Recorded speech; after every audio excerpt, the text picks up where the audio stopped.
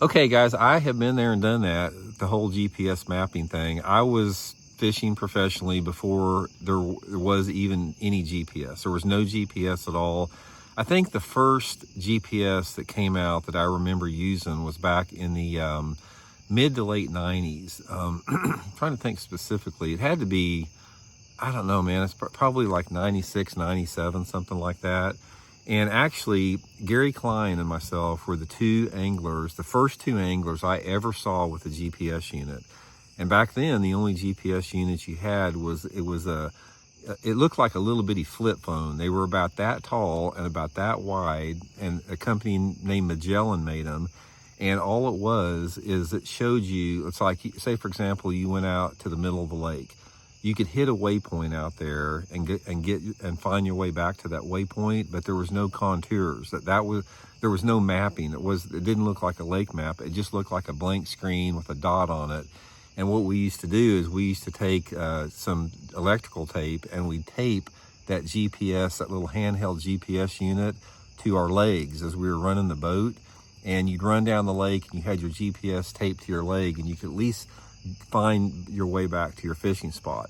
But let's talk a little bit about how GPS mapping technology in its current form has really gone a long way to ruin the sport. Now, I've got a perfect example I want to run by this, what I'm talking about.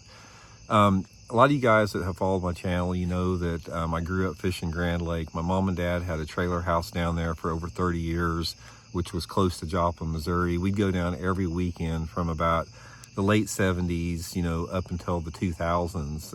And so I fished it constantly, thousands of days on the water.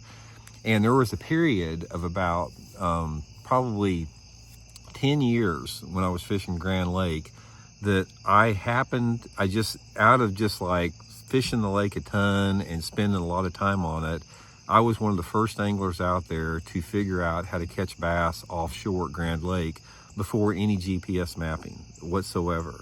Grand Lake was not known as an offshore lake. It was known as a shallow water, cranking rocks and throwing a spinnerbait down laydowns. Nobody fished off the bank at Grand Lake. And I figured out how to catch them out off the bank there by just finding spots out there with my flasher. And over a course of about 5 years, I won a ton of tournaments down there, fishing like deep diving crankbaits and football head jigs and Texas rigs and that type of stuff, fishing those offshore structures.